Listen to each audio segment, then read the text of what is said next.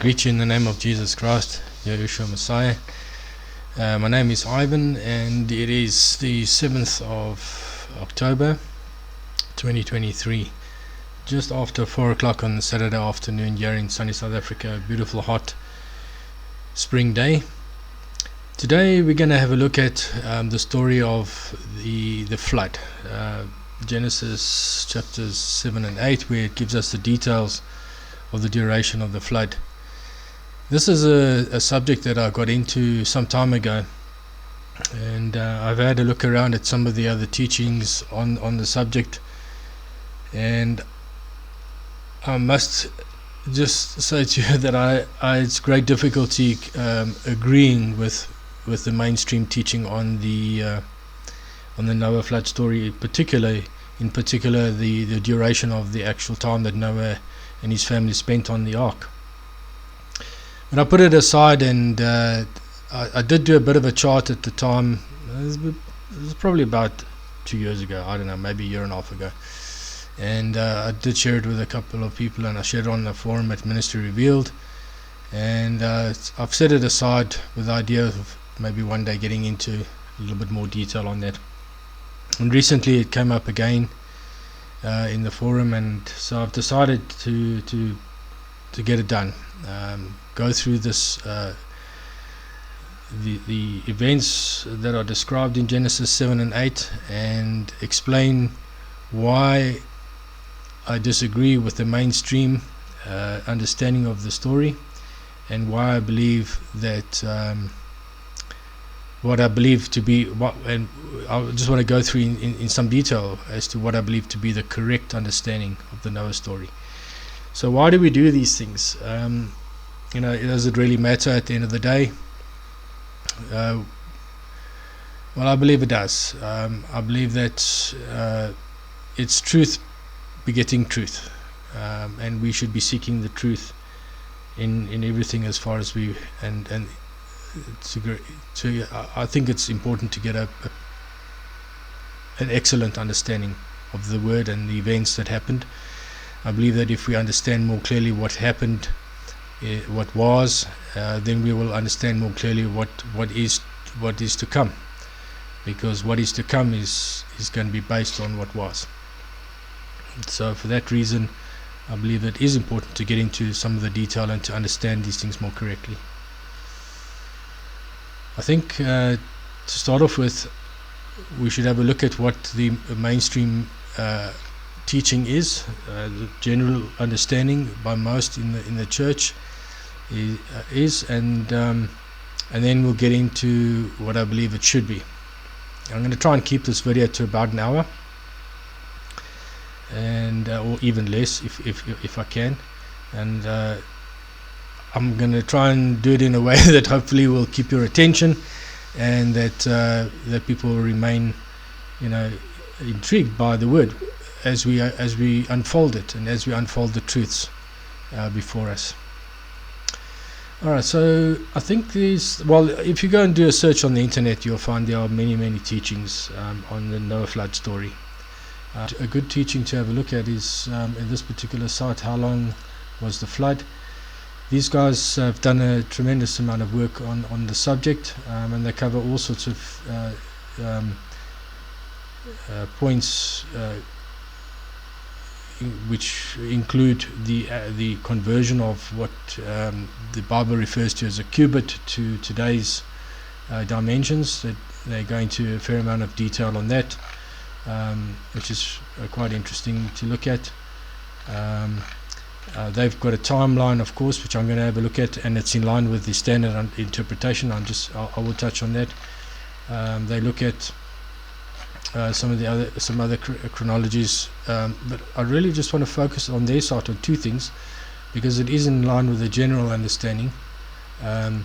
If we go to their timeline, the general understanding by most is that the time that Noah and his family spent on the ark was about 370 days. Some say 371 if you count the first day or the last day, and then of course some say 377 because they add the 7. They believe that Noah entered the ark on the day that the Lord warned him. He said, for yet 7 days the flood is coming, and they got on the ark immediately, so they include those 7 days.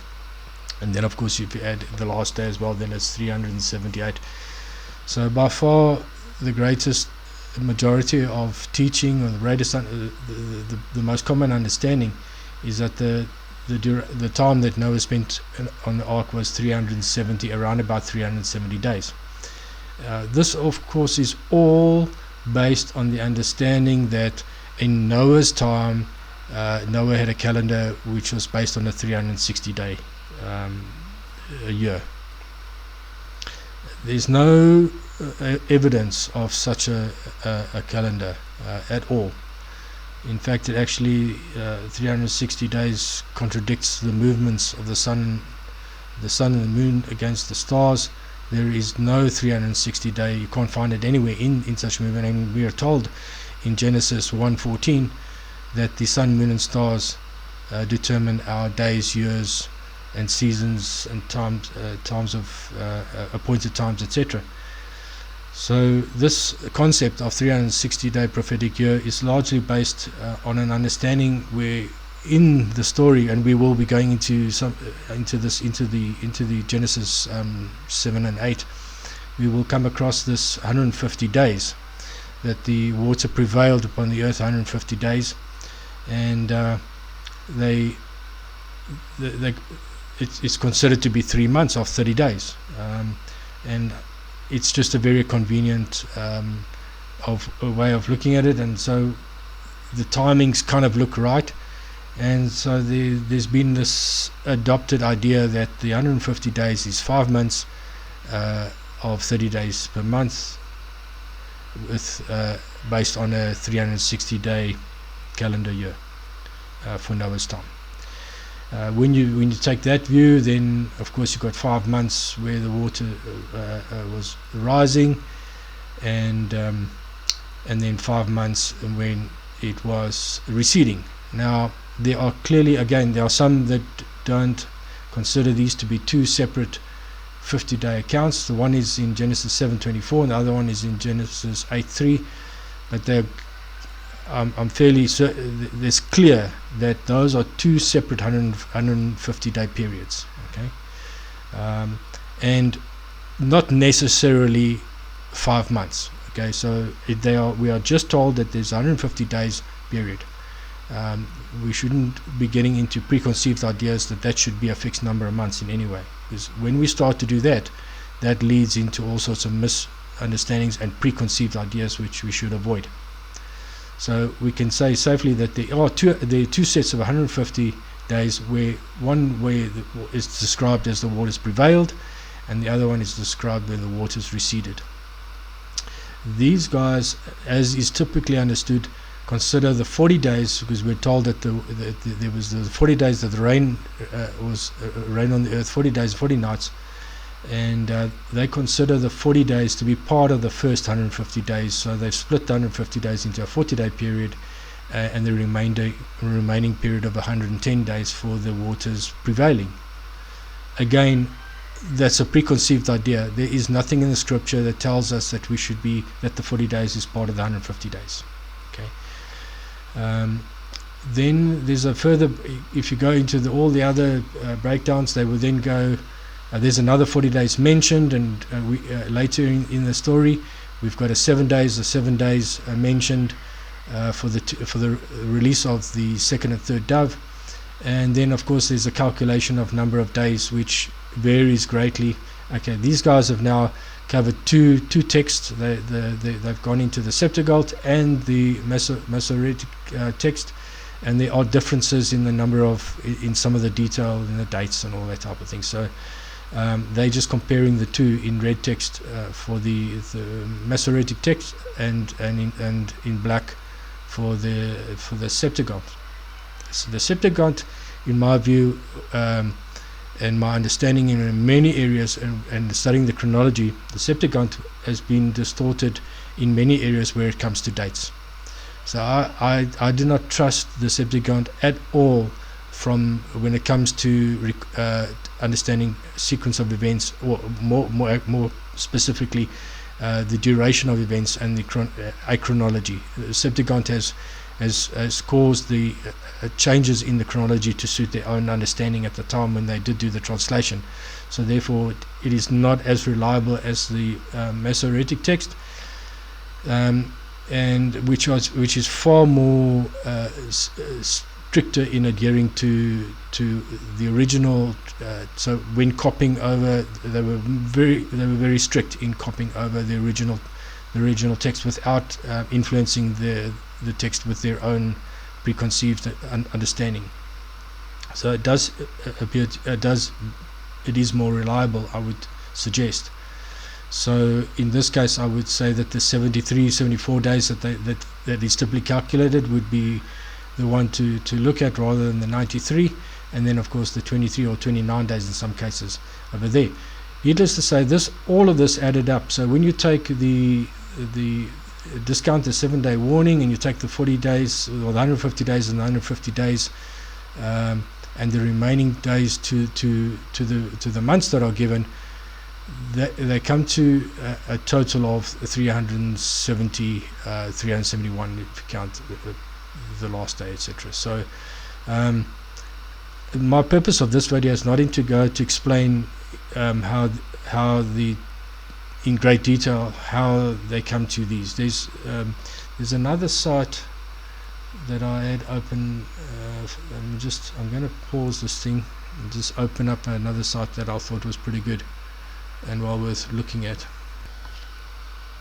Okay, I've opened up another site here. This was another site that I came across that also explained quite well that 377, 378 and 371, the various options that are currently put forward by most, and they've got it in table form, and they give a full breakdown there of again, these guys are taking the 40 to be part of the first 50, then the number of days between the 17th of the 7th month and the 1st of the 10th month, which are dates given to us in the script, and they just got a running total plus the 40 days that is mentioned again in Genesis 8, 6 and 7, 6 to 7, and then of course there's the releasing of the first dove, the second dove, and then they've actually added an extra 7 days. I think they count another 7 days after the 40 days, I think, if I recall correctly. Anyway, somehow they come up with 3 sets of 7 days, and then of course the remaining 29 days, which will be the difference between 2 dates, the first of the 12th month and the first of the 6th month, etc. And then again a difference between the first of the 12th month and the first of the first month, which is given to us as the day when the I think it says when the cover of the ark was removed.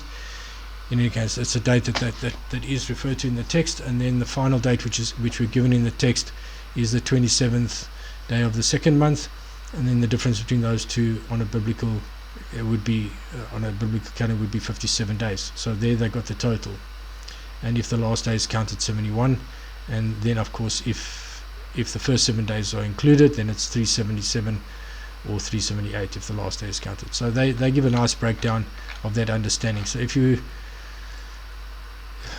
want to go and have a look at that to get an understanding of what the typical teaching is, those would be 2 good sites to go and have a look at.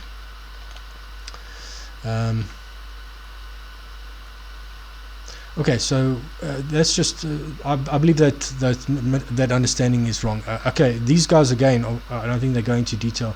They also base it on a Noah's calendar being 360 day calendar. Okay, so that seems to be the main reason for this understanding having come about. So what I did was I went through the text, and I've gone through from first principles, and I've also applied what I believe to be the correct calendar. Okay, if you want to understand the scriptures, you have to use the biblical calendar. The Hebrew calendar is probably the closest widely accepted calendar in use, which is based on the sun and the moon positions in determining their calendar. They don't use the stars at all. They use the equinox to determine the beginning of the year.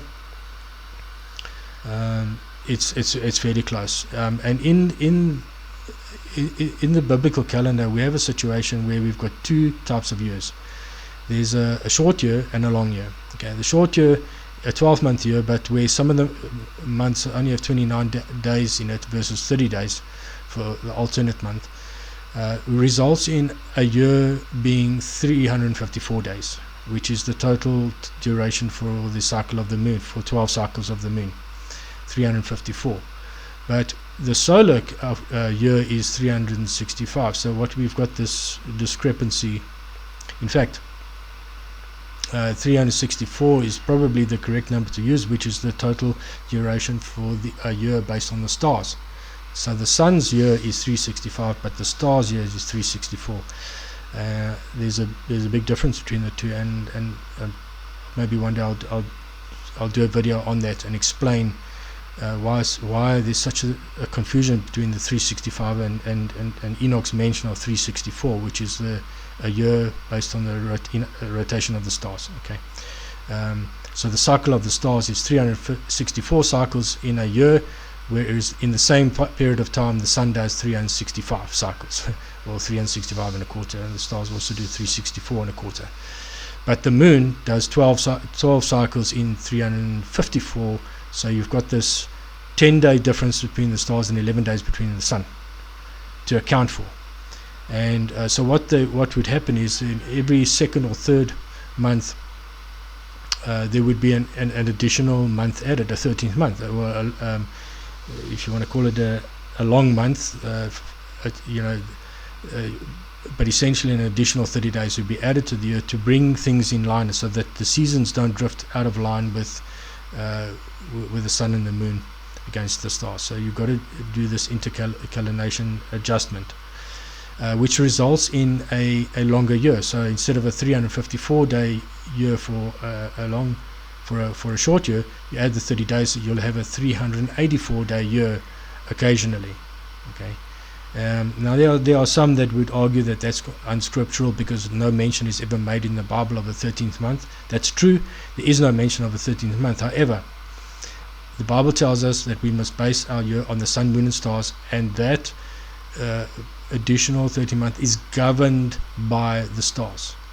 The reason why I believe that the 13th month is never named as the 13th month in the Bible is because I believe the last month of the year was always called a 12th month.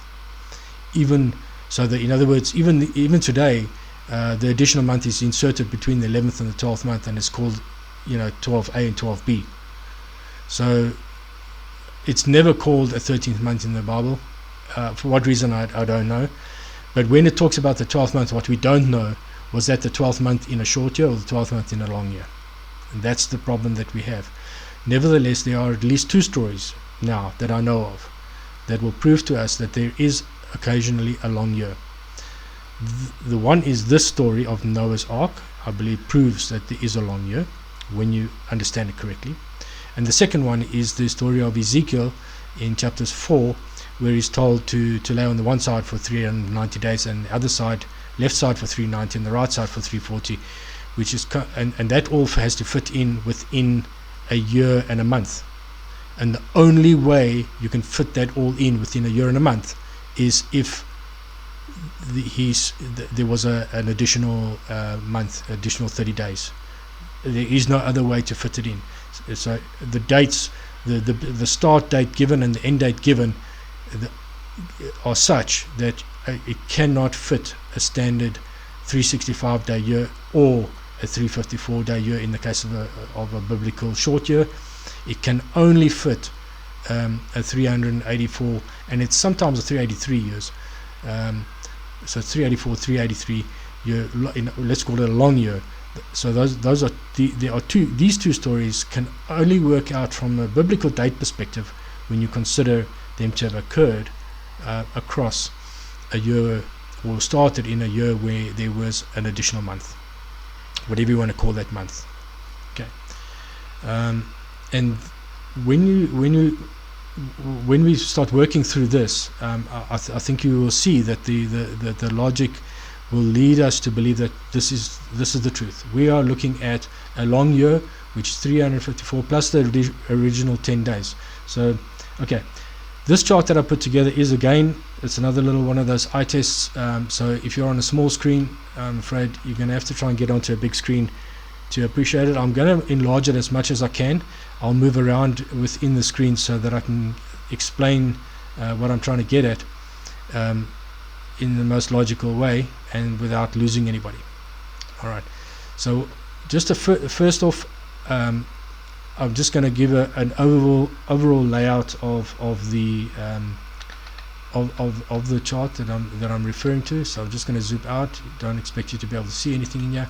Okay, so I've got the year laid out from month 1 down to the to month 13, if it's the extra month, and then into the following year with dates, and I'm going to get into that detail. Then I've got the scriptures, the references. Now I've just pulled out those scriptures. It'll just be easier for me to refer to instead of jumping between the between two applications. I've got it all here, and then I've also got some of the Strong's definitions of some of the words that I want to highlight in these blocks over here. So that's basically the layout. I'm going to just zoom in again, and then let's have a look at what we've got here. Now we've got, alright, so getting into the chart, we start off with the first date that we're given in the text is the 17th day of the second month. We're told that it is the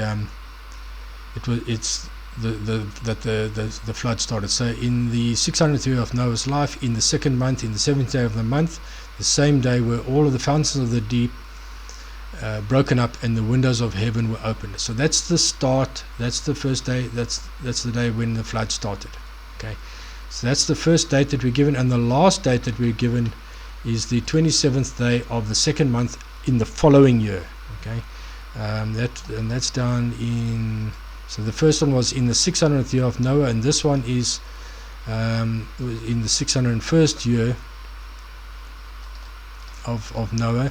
So in the second month, in the 27th day of the month, was the earth dried, and God spoke to Noah, saying, "Go forth of the ark, thou and thy wife and thy sons wives with thee."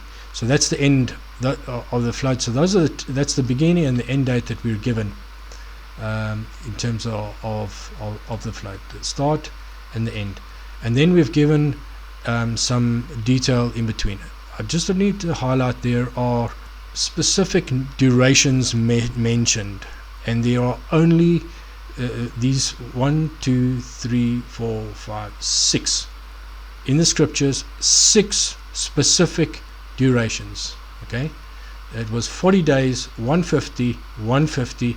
This one was associated with prevailing, 150 associated with receding, another 40, and then the 7 and the 7 between the doves. There is no other duration mentioned. So they've been underlined. There's the 40 days in Genesis 7:17. Then we've got the 150 days associated with the prevailing, and then we've got another 150 days associated with the return. That's all the receding, and then we've got 40 days. Yeah, it's in the story here. Sorry, I just pulled it out separately. 40 days associated with opening of the window, and then we've got 7 days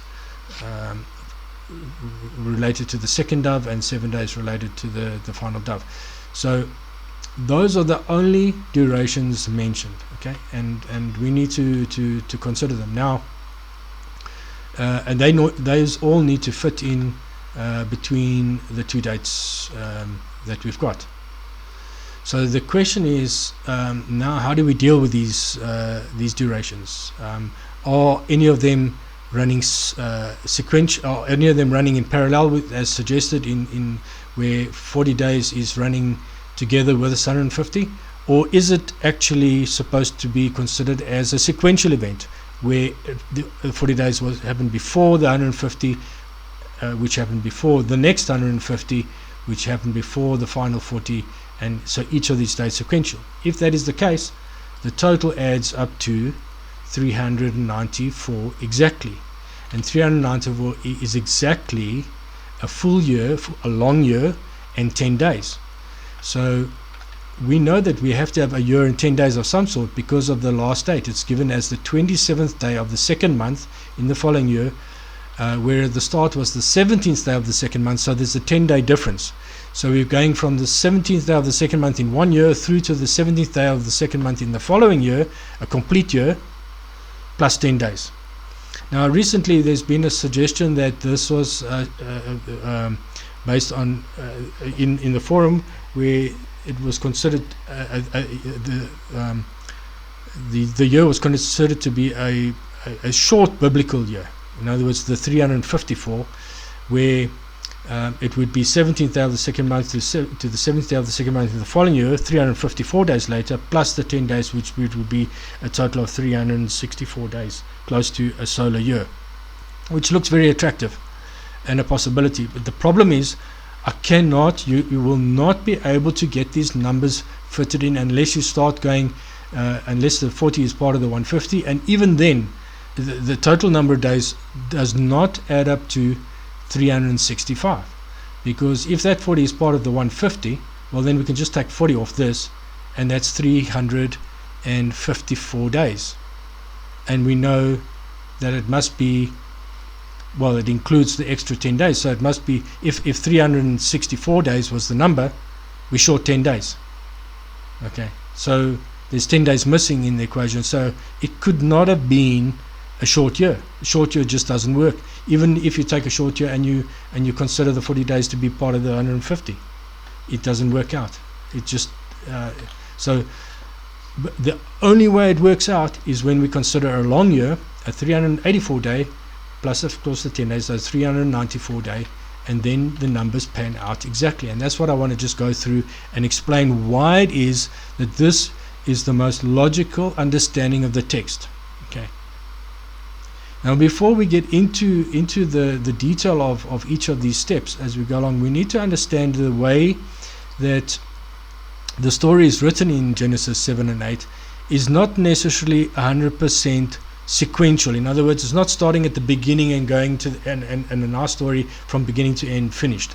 No, it jumps around a bit. You know, we get a situation where Noah is told to get into the ark, and within 7 days the rain's going to start. That's the first bit. Okay, and Noah does according to his commands, and then later on, so that's the first bit, and then it jumps, and then it suddenly it says, then after it came to pass after the 7 days, the waters of the flood were upon the earth, and now that's. And then it starts again. The story starts again now in a little bit more detail. So in the 600th year of Noah's life, in the second month, the 7th day of the month, the same day were all the fountains of the deep broken up. So it starts again after having mentioned that there were 40 days already. That the rains were on the earth for 40 days. It goes back into sort of a rerun of that detail, but perhaps a little bit more detail in it. And then it goes on to say, and in some day Noah and Shem and Ham and Joseph and the whole family get into the ark.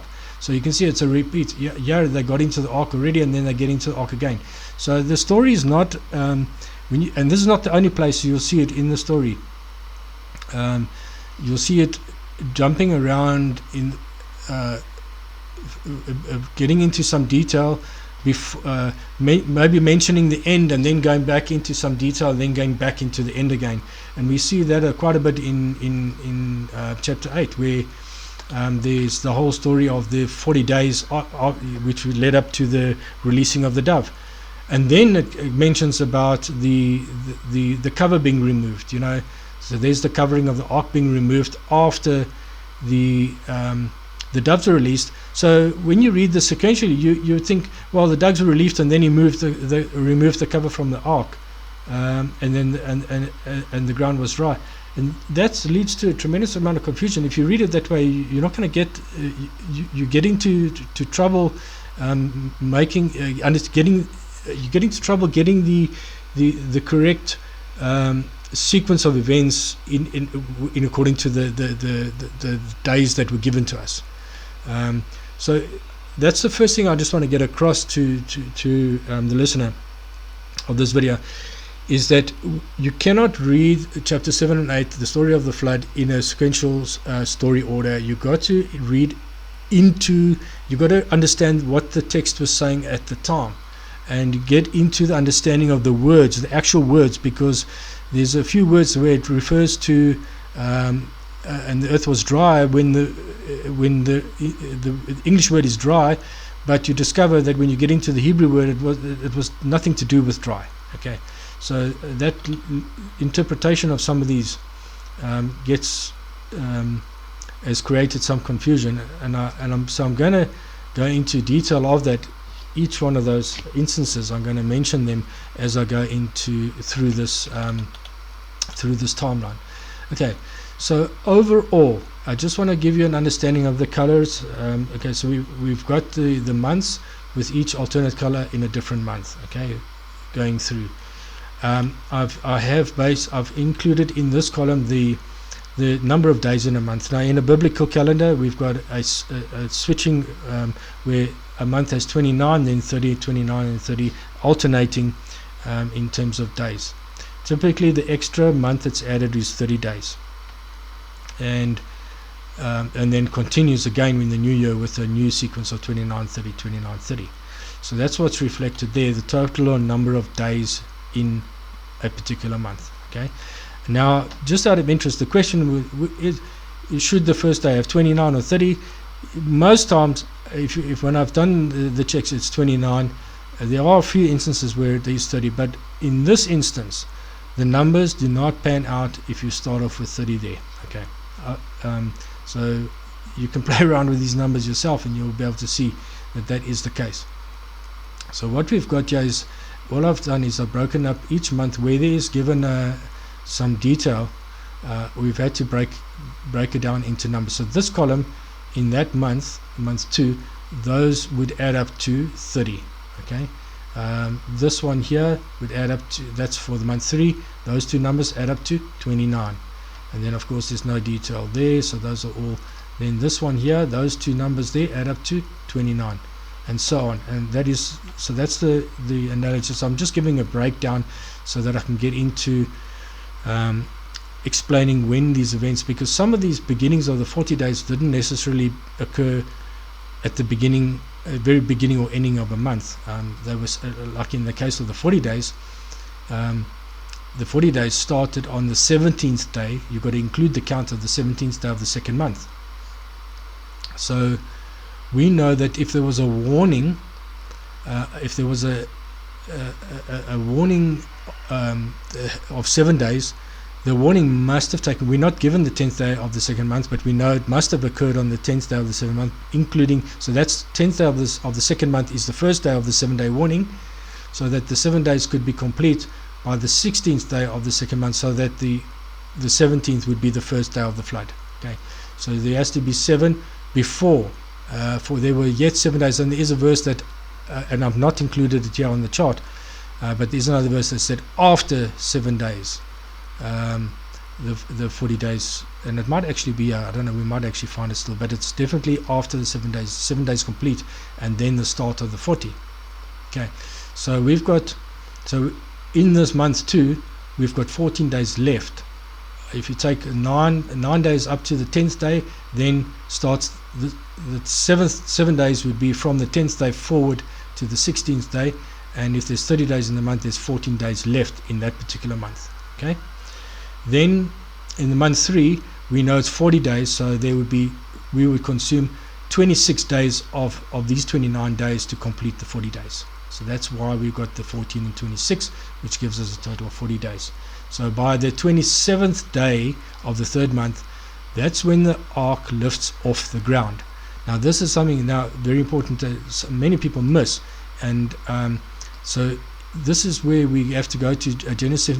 And the flood was 40 days upon the earth, and the waters increased and bare up the ark, and it was lift up above the earth. So what had happened, the ark, for the first 40 days, the ark is sitting still on the ground, hasn't moved one bit. The waters are rising. It's raining. The floodgates are open. The windows of the heavens are open. the fountains of the deep are burst open, and the water is busy rising up, and it takes 40 days before the ark lifts off the ground. Okay, so that's, so we must take note. Then we're getting into the next period where we're told in where the waters prevailed, which one is bear up? Okay, so it's bared up. So the waters, the ark is lifted, but the mountains are not yet covered. So the water continues going up and up. So this whole yellow block is the 150 days of the water prevailing. Okay, now prevailing means to have strength. So if we just have a look, prevailed, the waters prevailed. It's to be strong, it's to be great, to be mighty. Okay, so to be valiant, it's an indication of this was a rumbling, this was water coming out in full power. Okay, so 150 days of prevailing. So where we're told in Genesis 7:24, we have covered it briefly, the waters prevailed upon the earth 150 days. Okay, so it's prevailed. Later on, we're told in Genesis 8:3, the waters returned from off the earth continuously, and after the end of 150 days, the waters were abated. So this is a whole different 150 days to that 150 days. Okay, so the yellow is the prevailing, and the green block, and I've separated into two portions in that 150 days. There's two things happening within those 150 days, and I'll get into that now. So this is the receding. This is when the waters start turning back, and it takes 150 days for the waters to get down to ground level again. Not necessarily totally dried up yet, but completely abated. So it's returned to where the Lord had decided to bring it back to. It wasn't back to its original. In other words, the oceans are far greater after the flood than pre the flood. There was more earth, dry earth, before the flood than after the flood. So when it got to a point, and the Lord decided that's where they're gonna stop, and then the receding stopped. Okay, and so just a little bit of sideline thing there. Right. So we've got, if we go into Genesis 7:18 to 20, we'll find that the waters prevailed and were increased greatly upon the earth, and the ark went up upon the face of the water. So this is when the ark is now lifting and lifting and lifting. Okay, it's off the ground and it's lifting and it's lifting. Okay, and then it continues, and the waters prevailed exceedingly upon the earth, and all the hills that were under the whole heaven were covered. Okay, so now it's got to the point. It's got to the point where the mountains are all covered up, and then it continues to cover up by a degree of 15 cubits upward. Did the waters prevail? So once it got to the highest mountain, it then continued to cover by another 15 cubits, which is about 7.5 meters. It's about 25 feet. So that it covered the highest mountain, above the highest mountain. Okay, now the great debate is which one is it, Mount Everest as it is today, which is the highest mountain, or was it some other mountain? And did Everest, as some suggest, actually form during the time of the flood, because of the pressure of the water, etc.? There's been some debate on that. The scope of this video doesn't really allow for getting too much into that.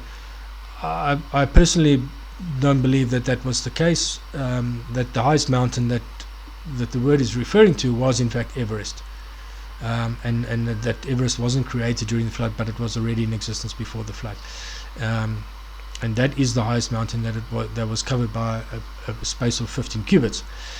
Nevertheless, what's more important to understand is this 15 cubits, and that's why I've highlighted it, because it's later on it's evident why the Lord told us.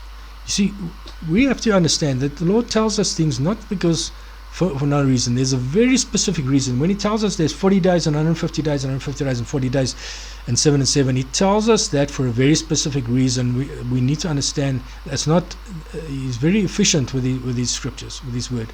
So there's a reason for this 115 cubits that's mentioned here, that the waters prevailed above the highest mountain. Okay, and I believe we will see the reason for that a little in a short while. Okay, so we've got a situation where the water is prevailing, and then we're told that in Genesis 8:1. Okay, now it comes a little bit later on in the story, and this is where things get confusing, because we're told in 7:24 that it prevailed for 150 days, and then later on we're told that God remembered Noah and every living thing and all the cattle that was with him on the ark, and God made a wind pass over the earth, and the waters assuaged. Okay, and then the fountains of the deep and the windows of heaven were stopped, and the rain from heaven was restrained. Now something happened here. This was the stopping of the inflowing of water. Okay, this is what's happening here. The fountains of the deep are closed, the windows are closed, the rain stops, and now we need to understand, hey, what's going on here. What is this wind that passes over? And when you go into a little bit more depth and understanding, you'll find that this wind, sorry, that line should be there. This word translated wind is actually ruach. It is H7307, which is the same word translated spirit in Genesis 1:1. Let's just go and have a look at that. Just go to Genesis 1:1, where and I'm going to switch now to KJV plus. The earth was without form and void, darkness upon the face of the deep, and the Spirit of God moved.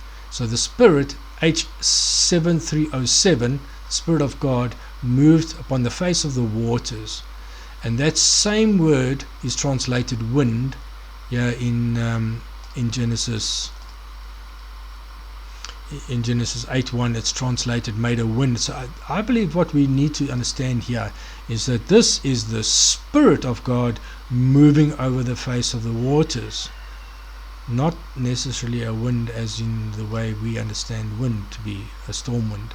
This is the Spirit moving over and saying, bringing about a calmness, just like Jesus stilled the waters with his disciples when they were in a storm, and he commanded and the waters went still. The same thing happened here. God commanded by the power of his Spirit that the waters must be still. And evidence of that is in this word assuaged, which means it means to appease, to make, to cease, to pacify. Okay, so this is not causing it. Just now you've got a mad raging waters, huge big waves, storms, probably it's chaotic, and then he stills it. Now in that stilling process, the effect is the water level drops as well, not because it started receding, not because it started going out of the system, so to say. We've got a situation where the fountains of the deep are closed, the windows of heaven are closed, but the water's not being taken out yet, it's just being calmed down. And that's what's happening here. And then what happens, and it's during this 150 days. We don't know exactly when the waters were assuaged. We cannot say exactly when. But what we are told is that on the 17th day of the 7th month, that the ark rests, and the word is in King James is on Mount Ararat, but the word could also be over. In other words, this was not necessarily coming down and touching the ground and settling down. This is a settling down, a resting, because the word, in fact I've got the word here, Genesis 4, and the ark rested in the 7th month, on the 7th day of the month, upon the mountains of Ararat. By the way, the mountain in Ararat is on its own, in the one in Turkey, and it's not surrounded by mountains. It's there's another one that's another one of those things that makes us believe that the Ararat one in Turkey was named after the original Mount Ararat, which is in Himalayas in Tibet, and I believe that is where the real ark laid, and probably is today, and it's been hidden. That the ark is really in Tibet.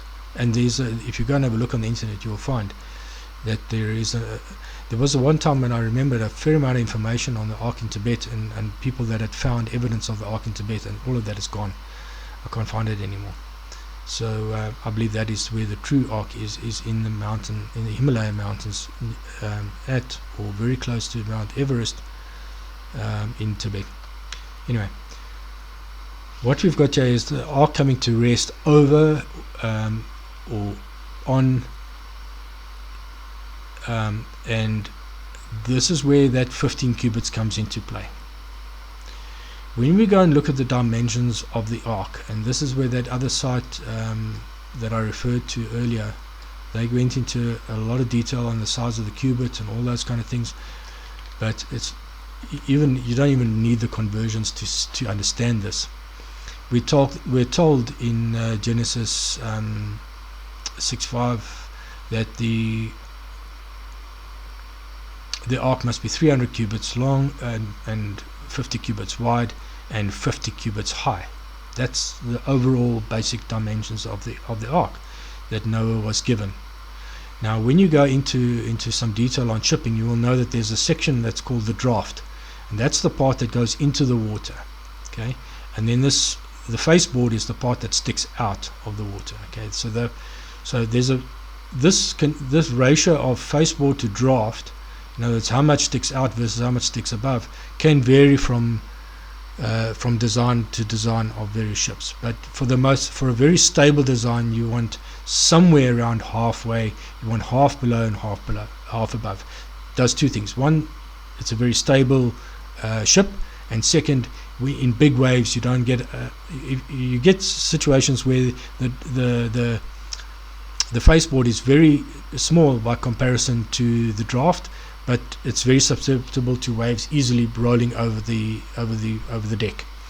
As opposed to a cruise ship is the other way around. You've got this huge amount of ship above, and only 10 or 15% of the ship is below the water, and so they do that for reasons, because they want their cabins above the waterline, etc., etc. So there's different design constraints, but when we need to consider stability, and this was the criteria for Noah's Ark, was stability, and to be able to get through this time of turmoil in the waters. It is most likely that it was about a 50-50 ratio. So about 15 cubits would have been below the water, and 15 cubits would have been above. So when you consider that, and you know that the water was 15 cubits above the highest peak, that means when the water started to settle, the ark probably just touched the ground with its 15 cubits being below the water. It just touched, not to the point where it would break the ship, but just enough to hold it steady. And I think that's what actually happened here. When the waters calmed, God brought that ark over the highest peak, and it just touched the ground and that's what we're reading here. I think that's and that's the reason why we are told that the water was just 15 cubits above the highest peak, and we're given the dimensions of the ark. I think we can, maybe reading a little bit between the lines, but I don't think it's a far stretch, because the reason why is if we in this 150 days, if it's not started receding yet, why else would the ark come to some sort of rest? Why else? What other mechanism would there be? The water's not actually started receding because we're told that it prevailed for 150 days and it abated for 150, and the abating hasn't started yet. So by the 17th day of the 7th month, if this understanding is correct, the abating would not have started yet. And in fact, I think I haven't actually, if I remember correctly, I think even if you combine the 40 with the 50, you would still, the 50 would, the abating still wouldn't have started, I think, by a few days before the 17th of the 7th month. If I remember correctly, yeah, it was 149.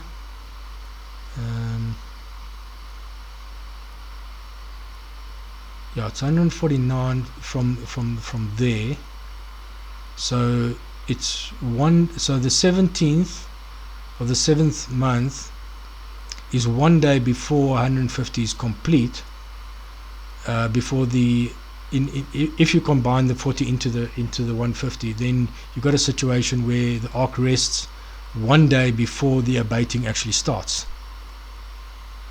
So that leads a bit of a problem. So there's even if you consider the 40 to be part of the 150, you've got a bit of a problem as to why the ark would come to a rest. I believe the reason is because the waters assuaged, they settled down, they calmed down. Okay, the waves were gone, and the whole thing came to a rest, and the ark came to a rest, so to say, stillness, just touching the ground, but not enough to break it up by the 17th day of the 7th month. And the calmness continues on to complete the 150 days. Okay, so then only after the 150 days we're told that the now that's the end of the prevailing. Okay, then the beginning of the abating. Alright, we're told later in 8:3 that the waters returned from the earth continuously, and after the end of 150 days the waters were abated. So that's the abating lasts a total of 150 days. We never, this is the interesting thing, and we're never told exactly at what point the fountains on the deep, or that the water was removed. Okay, we're just told that it abated for 150 days. So the only thing we can do is immediately after the 150 days is complete is to begin the abating period, the 150 days abating. So just going into the numbers again, in terms of the counts, we can derive a date because of the 150. If we know that the 40 came to an end on the 26th day, so on the 27th day it lifted off the ground, and then we know that there's of the 29, there's 3 days remaining in the 3rd month. Then of course the full 30, the 29, the 30, and then we've got the 17 days to the resting of the ark, and then the 17 of the 29. Then we've got 12 remaining of that 29 plus another 29, and when you add all of these numbers together, it comes to exactly 50. And the interesting thing is it ended up being exactly complete at the end of 1 day before the end, so of the 8th month. So the abating started on the 1st day of the 8th month. We're not told that as a date in the scriptures, but by understanding of the 150 following the 40, etc., it could only have started abating on the 1st day of the 8th month. Okay, and then it starts abating in the meantime. Then we're told that on the 1st day of the 10th month, so from the 1st day of the 8th month to the 1st day of the 10th month, that's exactly 2 months, then the mountaintops were seen, and we're told that in Genesis 8:5. So Genesis 8:5, and the waters decreased continuously until the 10th month, and in the 10th month, the 1st day of the month, the tops of the mountains were seen. So of course there's a limit in terms of distance that you can see before your eye cannot see beyond the horizon, and you can't see mountains. So if they were in a certain position and they started seeing mountains, mountaintops, That means that there must have been other mountains within visible distance. And the interesting thing, the observation, is when you go to Mount Ararat in Turkey, there's no that is not the situation. These guys go into a lot of detail on that. That's why I mentioned. Let me just go back there. These guys go into a lot of detail on that whole concept. So have a look at that. Okay, so we've got this abating, and then from this point on, now, so up until there's no lander visible for 2 months after of abating. There's no lander visible. Then after 2 months of abating, a total of 30 days, because 30 days, because the first day of the 10th month, sorry, is it, I said 2 months, it's not 2 months abating. No, it is. It's the 8th month. It's the first of the 8th month plus the 9th month. Yeah. So it's the. Let me just. Is that right? No. I'm sorry. I'm getting myself into a knot here. There's 29 of the. It's the last day of the 8th month, not the first day of the 8th month. The 29 of the 29 first 29 of the 8th month is ascribed to the 150 days. From the last day, the 30th day of the 8th month, from the 30th day of the 8th month forward is the abating. So it's about a month. In other words, 30 days before the mountain tops are seen on the first day of the 10th month. So there's 30 days, about a month. The whole of the 9th month plus that day, total of 30 days of abating. Okay. Sorry, my error in the split there. Okay, so then we have continued. Now our land is visible for the remaining 120 days. So the remaining 120 days of the 150, land becomes more and more visible as it continues to abate. Again, that's just a arithmetic, so just adding up the 1 day, then each total number of days for there, plus the first day of the first month, that 1 day. We're told first day of the first month in Genesis 8:13. Genesis 8:13. And it came to pass in the 601st year, in the first month, on the first day of the month, that the waters were dried up. That word is not dried up really, but it's translated dried up from the earth. And Noah removed the covering of the ark and looked, and behold, the face of the earth was dry. And that word is not, actually doesn't mean dry when you go to the original word. So what we're seeing here is that, I'm going to go into that, so what we're seeing is that by the first day of the first month, we've got a situation where the water is gone, but the earth is not dried up yet. It's just a wasteland. When you go and look into the original word that was translated dried up here is H2717, okay, and it means to make waste. It does mean to, so it's got it's to parch, drought, that is, it's a desolate, to destroy, it's decay, okay. It's desolate, it's to make waste, okay. I'm going to just bear with me here, and it's used twice, okay. So the waters was made waste, and the face of the earth was dry. It's not dry, it was a wasteland. It was a decayed situation. You got to picture in your mind, the ark is, all they see about them is no more water, and they just see everything that was on the ground is now rotten. All those trees and that were under the water for a year are all dead, and they're rotting, okay. It's just a waste marsh mush, okay. That's what's being depicted here. There was no dryness. It was would have been like a marshy type situation. The reason why we know that is later on we are told that in the second month, this is the first day of the first month, and in the second month, on the 27th day, the earth was dried. And there we have a different word for dried. It's H3001, which means to make dry. This is the real dry, okay. And very interesting, when you do a search on this word, if you go to Job 14:11, both of these words H2717 and H311 are used in the same sentence, and it says the waters, and it was referring to it's not in context of the flood, but I'm just pointing out the understanding of the words.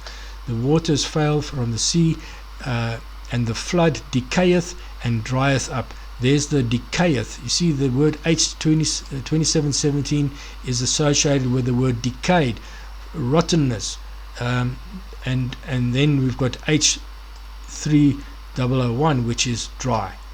So the two words are two different contexts, two different pictures. The one is a situation, okay, the water is gone, it's no longer a sea anymore, but it's still a marshland. It's not dry, it's a waste, it's a wasteland, it's a decaying situation.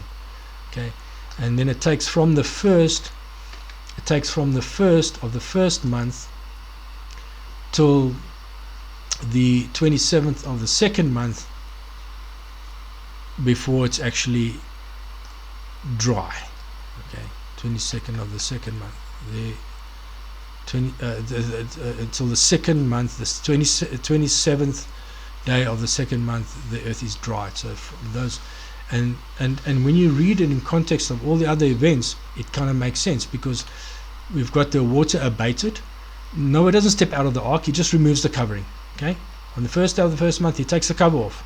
Okay, does nothing else, and he waits 40 days. He doesn't get out of the ark, he doesn't send anything out, he doesn't send the raven out, he waits 40 days.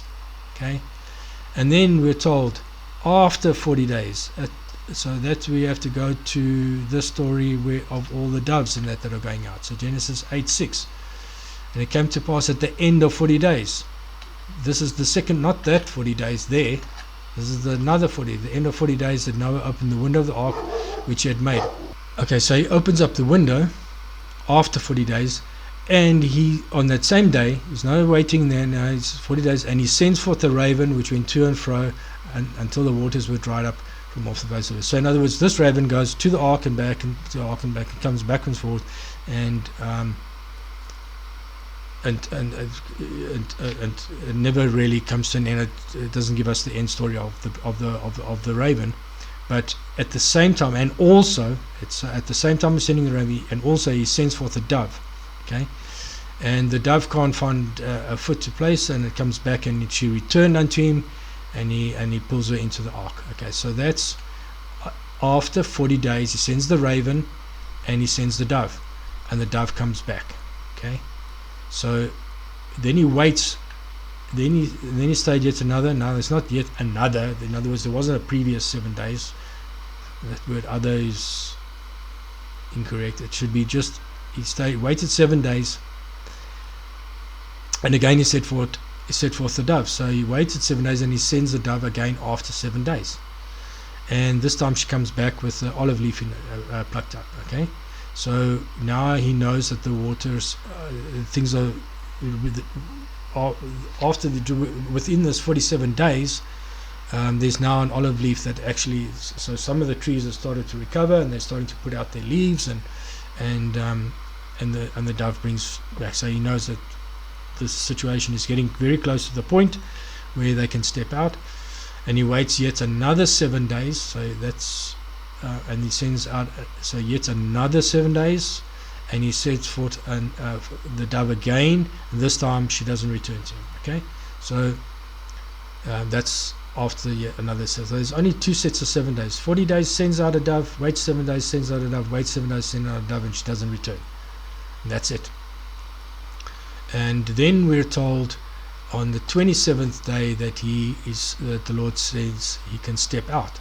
So in other words, after the 7 days of the dove not having returned, so the dove doesn't return, and he knows that the waters have abated, and the Lord says to him, so in the second month of on the 27th day of the month, the earth was dried. Okay, the real dried. And God spoke unto Noah, saying, Go forth from the ark, thou and thy wife and thy sons and thy sons' wives with thee. So he's told to leave the ark on the 27th day of the second month, and that would have been after 394 days. In other words, on the 395th day, if you want to call it that. I've not included that 394. So that's where I believe that is the true understanding, is that the total duration was 394, which was a long year, a biblical long year of 384 days, plus the 10 days bring us from the 17th of the second month to the 27th of the same month in the year after the flood started. So and that's that is a situation where the 40, the 150, the 150, the 40, the 77 are all sequentially added up, and it gives us exactly a total of 394 days. Now, just another interesting thing, if you take from the beginning of the 7-day warning, so from that 10th day, if you take from the warning and you include the warning and a few other things, I need to just mention here. We're told that after they leave the ark on the 27th of the second month, that Noah builds an altar, and God enters into a covenant with Noah not to, and the rainbow is given as a sign. We're not told exactly when that happened. We're not told how long after they stepped out of the ark did that happen. We know it obviously would have been fairly soon. I've come to understand that the 15th day of the third month is what I believe to be Covenant Day. There is evidence that all the main covenants that the Lord entered into, those with Abraham and others, Jacob, and there were other covenants that he entered into, occurred on the 15th day of the third month. I also believe it is the very day that Jesus was born, on the 15th day of the third month, which, if you count correctly, from Passover would be the true Feast of Weeks. The Leviticus count of 7 weeks and being 49 days, and then the 50th day would be Feast of Weeks. So that is not too far away. It's only 18 or 19 days from when they were told to step out of the ark. So I think that's a fairly reasonable amount of time to get together, to find their feet, and to build an altar. And I believe that this is probably the day that the covenant occurred. If that is the case, okay, and that is my interpretation, or that my interjection there, okay, there's no scriptural evidence for that. But if that is the case, then the total time from the beginning of the warning to the covenant would have been exactly 420 days. So that's just a little bit of extra interesting observation if you really want to look at it from that perspective. Okay. All right. So I think that's. I hope that was clear, and I hope this blesses you. I think that pretty much covers everything that I wanted to cover on the subject. Please, get into it yourself and have a look at it critically. Don't accept what others have just said. Get into the scriptures. Look at the original meanings of the words, and if you do that, I'm sure you'll come to a conclusion, as I have, that the standard version that most of the church teaches with regards to the 370 just doesn't work, and they are required to bend things and to leave things out in order to make it work. So with that, God bless you.